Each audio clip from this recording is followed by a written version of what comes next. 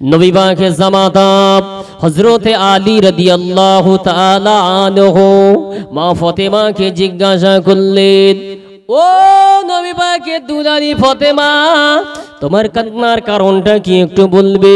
কি হয়েছে একটু বলো না। মা ফাতেমা রাদিয়াল্লাহু তাআলা আনহা ওই সময় বলেছিলেন, ওগো আমার স্বামী, আপনি দুঃখ নেবেন না, কষ্ট নেবেন না।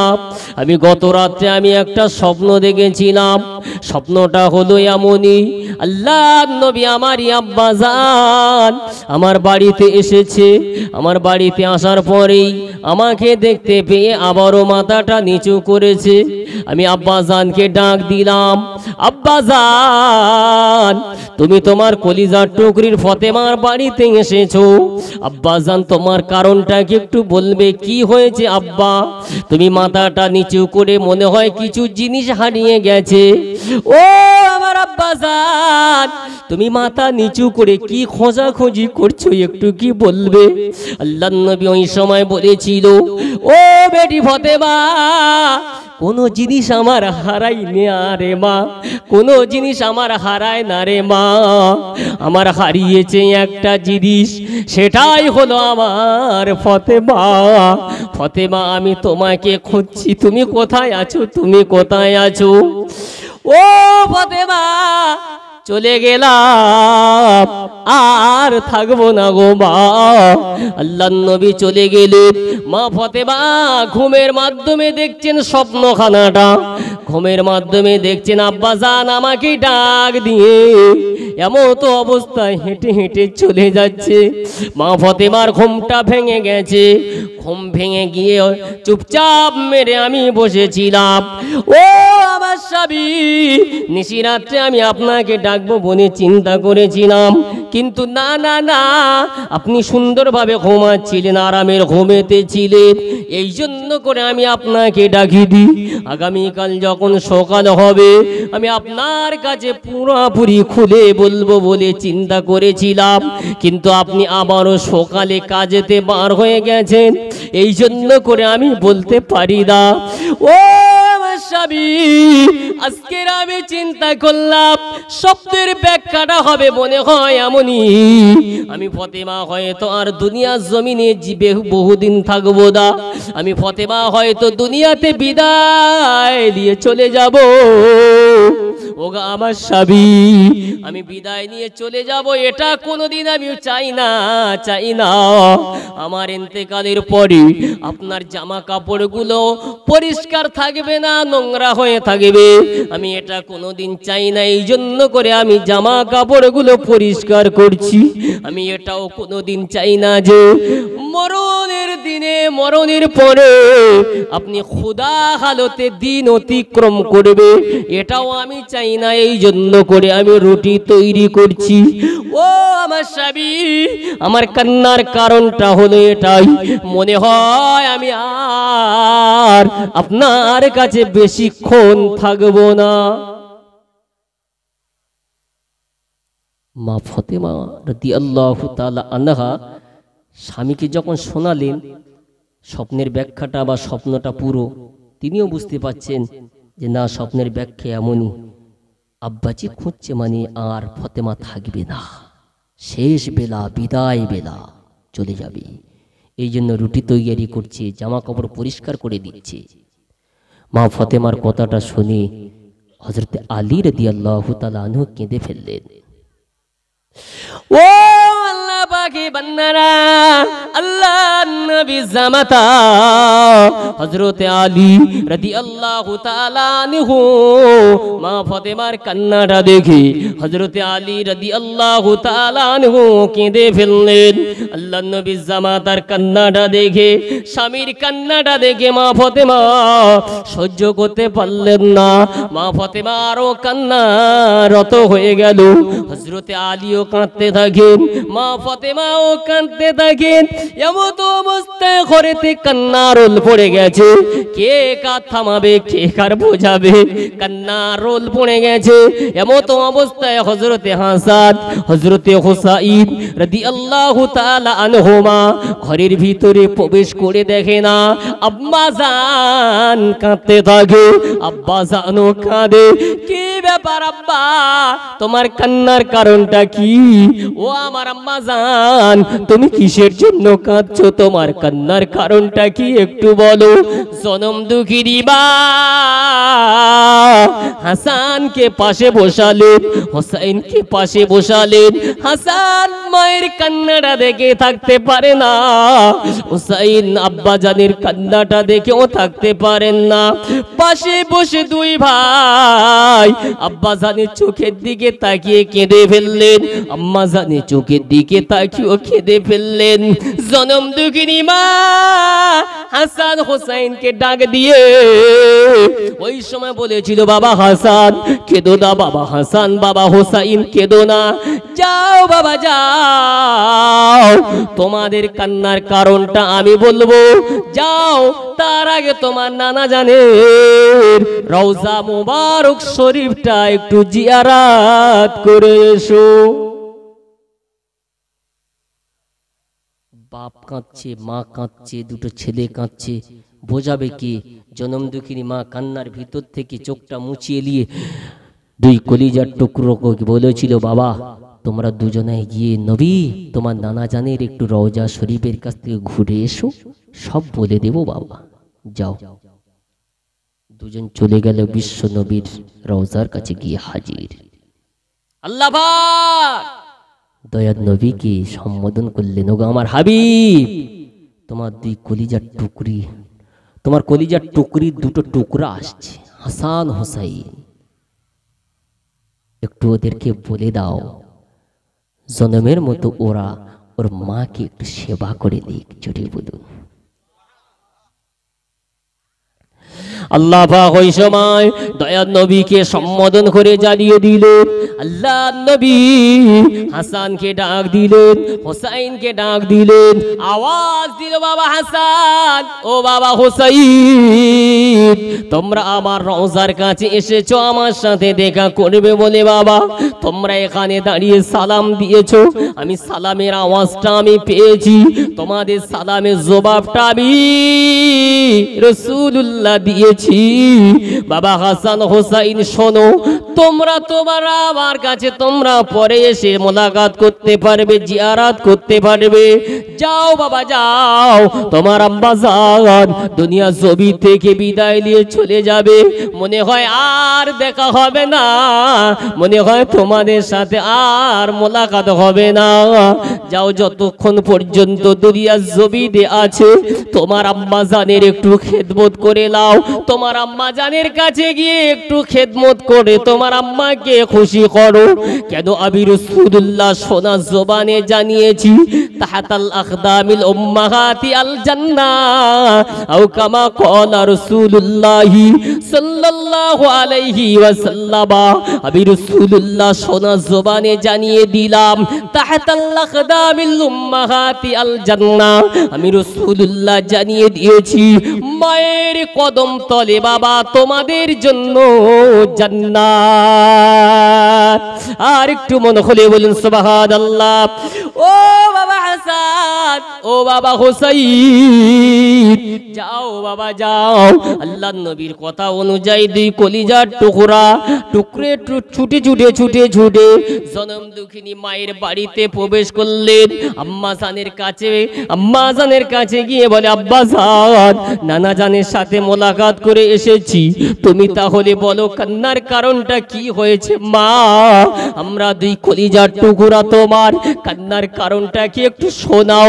জনম দুঃখিনী মা হাসানকে ডেকে বলেছিল, বাবা আমার মাথাটা কেমন হচ্ছে রে বাবা, বসতে পারি না বাবা, আমার মাথাটা যন্ত্রণা কেমন করছে, আমি সহ্য করতে পারি না। আজ এমতো অবস্থা মা ফাতেমা রাদিয়াল্লাহু তাআলা আনহা শুয়ে পড়লেন। কলিজার টুকরা হাসান জনম দুঃখিনী মায়ের মাথার কাছে বসে পড়লেন। হযরতে হোসাইন কলিজার টুকরি মা ফাতেমার পায়ের দিকে বসে পড়ে জনম দুঃখিনী মায়ের পাটা একটু আস্তে আস্তে টেপে আর বলে, মা কি হয়েছে, কারণটা একটু বলবে মা। মাথার উপরে হাত দিয়ে জনম দুঃখিনী মায়ের মাথাটা আস্তে আস্তে চাপ নিয়ে জিজ্ঞাসা করে, জনম দুঃখিনী মা কান্নার কারণটাকে একটু বলবেন। ওই সময় জনম দুঃখিনী মা বলেছিল, ও বাবা হাসান, বাবা হোসাইন,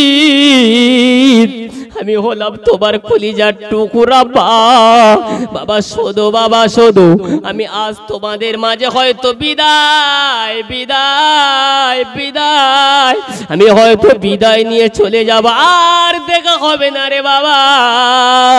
তোমার আব্বা জানকে যখন বলেছিলাম, তোমার আম্মা জান, তোমার আব্বা জান তখন কাঁদছিল, আমি তোমার আম্মা জানও কাঁদছিলাম, তোমরা দুজনেই এসেও কাঁদতে শুরু করে দিয়েছো।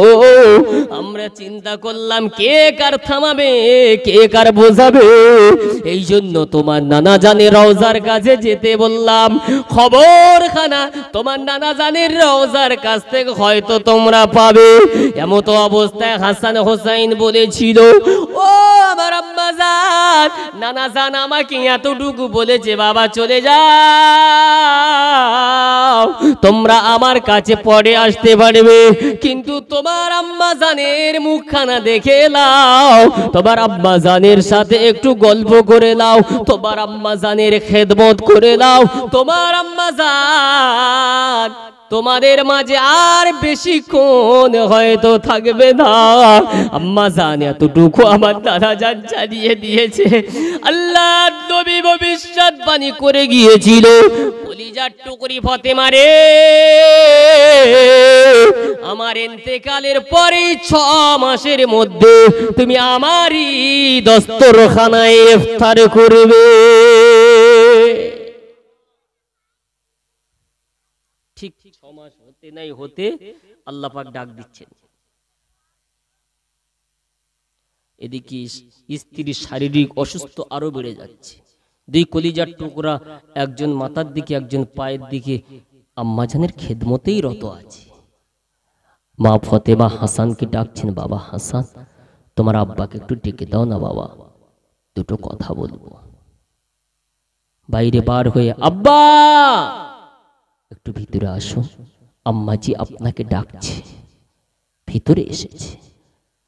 মা ফাতেমা স্বামীকে ডেকে পাশে বসালেন, মাথাটা নিচু করলেন, কানের সাথে কান মুখটা লাগিয়ে বিড়বিড় করে দুটো কথা বলতে আরম্ভ করলো। ওগো আমার স্বামী, আমি ফাতেমা বিদায় দিয়ে চলে যাব, আমি আপনার কাছে দুটো ওসিয়াত করে যাব, আপনি আমার ওসিয়াত খাদা শুনে নেবেন, আপনি আমার ওসিয়াতটা মেনে নিয়ে আপনি একটু আমল করবেন। কথাটা কি আমি আপনাকে বলবো? হযরতে আলী বলছে, ফাতেমা কি ওসিয়াত করবি, কোনো অসুবিধা নেই, দুটো কিন্তু আপনার কাছে আমি দুটো বিষয়ে মাপি চাইব, ক্ষমাও করতে হবে। কি ক্ষমা চাবি? ও আল্লাহ পাকি বান্দারা, কলিজার টুকরা মা, কলিজার টুকরি মা ফাতেমা রাদিয়াল্লাহু তাআলা আনহা স্বামীর কাছে ওই সময় বলেছিল, ও আমার স্বামী একটা কথা বলি, আমি আপনার সংসারে এসেছি, আমি আপনাকে ঠিকমতো হয়তো খেদমত করতে পারি না, আমি আপনার সংসারে এসেছি না, আমি আপনাকে হয়তো ঠিকমতো খেদমত করতে পারিনি, আপনার সংসারে হয়তো পরিপূর্ণ আমি সেবা পাও দিয়ে উঠতে পারিনি। ওগো আবার স্বামী কথাটা ভালো করে শোনেন, আমি যদি আপনাকে কোনো বড় কথা বলি, আমি যদি আপনাকে কোনো কষ্ট দিই, আমি যদি আপনাকে কোনো মনে ব্যথা যদি দিয়ে থাকি, ওগো আমার স্বামী আপনি আমাকে ক্ষমা করে দেবেন, আপনি আমাকে মাফ করে দেবেন। এই শেষ বেলা, বিদায় বেলা আপনি আমাকে ক্ষমা করে দিন, আমি যেন নিজে কানে শুনে যেতে পারি। আল্লাহর নবী জামাতার কাছে কলিজার টুকরি ফাতেমা স্বামী স্ত্রীর মাপি চাওয়া চাইর ঘটনা আল্লাহ পাক জিবরিল আমিনকে ডাক দিয়ে বলেন, ও মালাইকা ফারিস্তা জিবরাইল, আমি আল্লাহ পাক আমার ফাতেমার এই মরণ, আমার ফাতেমার শেষ বেলায় স্বামীর কাছে কেমনই মাপি চায় দেখো, স্বামীর কাছে কেমনই ক্ষমা চায় দেখো। আমি আল্লাহ পাক আমার ফাতেমার এই আমলখানা, ফাতেমার এই কাজটা আমি আল্লাহ পাক আমার কাছে মাহবুব হয়ে গেছে। ও কলিজার টুকরা মানিকেনা, মা ফাতেমা নবী পাকের জামাতা কে বসিয়ে মা ফাতেমা বলেছিল, আপনি আমাকে ক্ষমা করে দেন, অন্যায় হয়তো করেছি, অপরাধ হয়তো করেছি, আপনি আমাকে মাফ করে দেন। হযরতে আলী রাদিয়াল্লাহু তাআলা আনহু এই সময় বলেছিল, ফাতেমা তুমি আমার সংসারে এসে কোনোদিন অন্যায় করোনি, ফাতেমা তুমি আমার সংসারে এসে কোনোদিন অপরাধ করোনি, ফাতেমা তুমি আমার সংসারে এসে কোনোদিন আমার মনে ব্যথা দাওনি, দুঃখ দাওনি। ও ফাতেমা তুমি হলে নবী পাকের দুলালি, তুমি হলে নবী পাকের কলিজার টুকুনি, আমি তোমাকে আমার বাড়িতে এনেছি, তোমাকে ভালো কাপড় দিতে পারি না, তোমাকে আমি পেট ভর্তি করে খাওয়াতে পারি না, এমন দিন গিয়েছে উনানে হাঁড়ি জ্বলে না, পেটে তুমি অনাহারে দিন তুমি কাটিয়েছো। হাসান কেঁদে কেঁদে তোমার কাছে এসেছে, তুমি হাসানকে সান্ত্বনা দিয়েছো, হোসেনকে সান্ত্বনা দিয়েছো, হাঁড়ি উনানে দিয়ে পানি হাঁড়িতে রেখে তুমি নিচে জাল দিয়েছিল, আগুন জ্বালিয়েছিলে। ফাতেমা আমি হলাম তোমার স্বামী, আমি তো জানি তুমি কত কষ্ট করে আমার সংসারটা তুমি করেছো, আমি তো জানি আমি তোমাকে ঠিক মতো কাপড় দিতে পারি না, ঠিক মতো তোমার পেটে ভরিয়ে আমি খাওয়াতেও পারি না। ফাতেমা দুঃখ লিও না, কষ্ট লিও না, ও ফাতেমা আমি তোমার স্বামী, আমি তোমার কাছে মাফি চাচ্ছি। মরণকালে, অন্তিম কালে, শেষ বেলায়, বিদায় বেলায় তুমি আমাকে ক্ষমা করে দাও, তুমি আমাকে মাফ করে দাও। মা ফাতেমা রাদিয়াল্লাহু তাআলা আনহা স্বামীর মাপ চাওয়ার কথাটা কানে যখনই এলো, টুকুরে কেঁদে উঠে স্বামীর হাত কানা ধরে নিয়ে বলেছিল, ও আবার স্বামী আপনি আমার কাছে মাফি চাইবেন না, আপনি আমার কাছে ক্ষমা চাইবেন না, আপনি আমার কাছে অন্যায় করেননি, আপনি আমার কাছে অপরাধ করেননি, আপনি আমাকে মাফ করে দিন, ক্ষমা করে দিন। কেন আমার আব্বাজি আমাকে বলেছে, ফাতেমা তোমার স্বামীর পায়ের তলে তোমারই জন্য জান্নাত। আরেকটু বন্ধ খুলে হবে না, আরেকটু জোরে হবে না, সুবহানাল্লাহ, নারে তাকবীর। আমি ফাতেমা যদি বিদায় বেলায় তোমার এই রাজি খুশিটা যদি শুনে যাই, কিয়ামতের মাঠে আল্লাহর কাছে বলতে পারবো, আল্লাহ আমি ফাতেমা মউত কালে আমার স্বামী আমার উপর রাজি ছিল, সাক্ষী দিতে পারবো। এই জন্য শুনতে যাচ্ছি।